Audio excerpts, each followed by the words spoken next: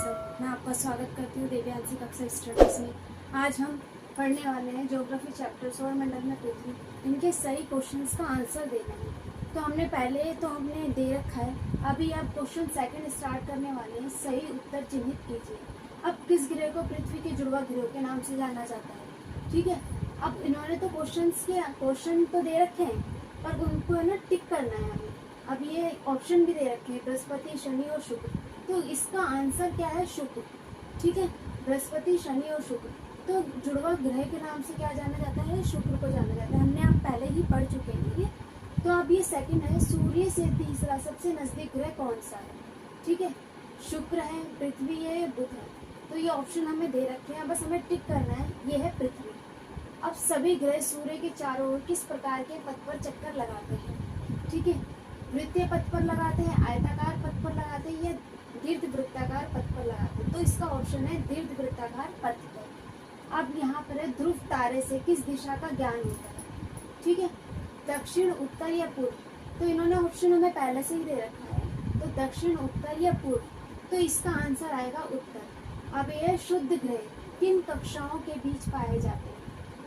शनि एवं बृहस्पति के बीच पाए जाते हैं, मंगल एवं बृहस्पति के बीच पाए जाते हैं, ये पृथ्वी एवं मंगल, ये उत्तर। तो हमारा आंसर है ख में जो है मंगल एवं बृहस्पति। ठीक है, अब मैं आपको एक बार और रिवाइज करा देती हूँ। अगर आप इसको रिवाइज करना चाहते हो तो आप रिवाइज कर सकते हैं। अब ये जो हमने क्वेश्चंस के आंसर दे रखे हैं, ठीक है, एक बार और रिवाइज करा देते हैं। सही उत्तर चिन्हित कीजिए। किस ग्रह को पृथ्वी के जुड़वा ग्रह के नाम से जाना जाता है? अब हमें ऑप्शन तो दे ही रखा है, तो इसका आंसर आएगा शुक्र। सूर्य से तीसरा सबसे नजदीक ग्रह कौन सा है? ये है पृथ्वी। ठीक है, सभी ग्रह सूर्य के चारों ओर किस प्रकार के पथ पर चक्कर लगाते हैं? ठीक है, अब हमारा है दीर्घ वृत्ताकार पथ पर। ध्रुव तारे के किस दिशा का ज्ञान होता है? ध्रुव तारे में किस दिशा का ज्ञान होता है? उत्तर दिशा का ज्ञान होता है। ठीक है, शुद्ध ग्रह किन कक्षाओं के बीच पाए जाते हैं? अब इन्होंने ऑप्शन दे रखे हैं, तो हमें टिक करना है ख को। ये मंगल एवं बृहस्पति के बीच पाए जाते हैं। ठीक है, और अगर आप हमारे चैनल पे नए हैं तो चैनल को सब्सक्राइब करिए, वीडियो को लाइक करिए।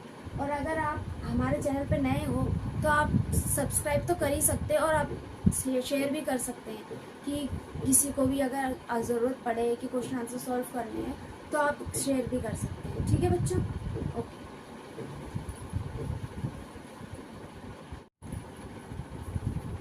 बच्चों, आज हम स्टार्ट करने वाले हैं ज्योग्राफी चैप्टर सौरमंडल में पृथ्वी, एनसीईआरटी बुक सॉल्यूशन। इनके आंसर देने, खाली स्थानों को भरना है। ठीक है बच्चों, अब ये है यहाँ पे लिखा है क्वेश्चन नंबर 1। तो इसके अंदर खाली स्थान में लिखेंगे तारों का एक समूह जो विभिन्न प्रतिरूपों का निर्माण करता है, उसे तारामंडल कहते हैं। ठीक है, यहाँ पे खाली स्थान दे रखा है, तो हमने ऑप्शंस में उन्होंने खाली स्थान का उत्तर हमने दे रखा है। ठीक है, अब सेकंड आता है, तारों की एक बहुत बड़ी प्रणाली को आकाशगंगा कहा जाता है। ठीक है, यहाँ पे खाली स्थान दे रखा था, तो हमने यहाँ पे ऑप्शन में लिख दिया आकाशगंगा। ठीक है, अब यहाँ पे थर्ड है, यह थर्ड है कि चंद्रमा पृथ्वी के सबसे करीब है। अब ये जो चंद्रमा यहाँ पे खाली स्थान दे रखा था, तो हमने यहाँ पे ऑप्शन में यहाँ पे लिख दिया चंद्रमा। चंद्रमा जो है वो पृथ्वी के सबसे करीब होता है। अब यहाँ पे सूर्य से तीसरा सबसे नजदीक ग्रह कौन सा है? वो है पृथ्वी। पृथ्वी जो है वो सूर्य के सबसे नजदीक ग्रह है। ठीक है बच्चों, अब यह है 5वां, ग्रहों के पास अपनी ऊष्मा तथा प्रकाश नहीं होता।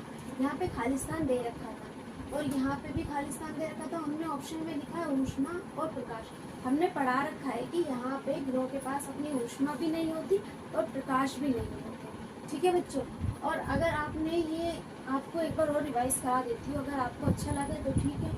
तो यहाँ पे हमें लिखना है तारों का एक जो समूह होता है वो विभिन्न प्रतिरूपों का निर्माण करता है। ठीक है, निर्माण करता है और उसे तारामंडल कहते हैं। तारों की एक बहुत बड़ी प्रणाली को आकाशगंगा कहा जाता है। अब यह है चंद्रमा पृथ्वी के सबसे करीब है। अब यह है पृथ्वी सूर्य से तीसरा सबसे नजदीक ग्रह है। ग्रहों के पास अपनी ऊष्मा तथा प्रकाश नहीं होता। ओके बच्चों, थैंक यू।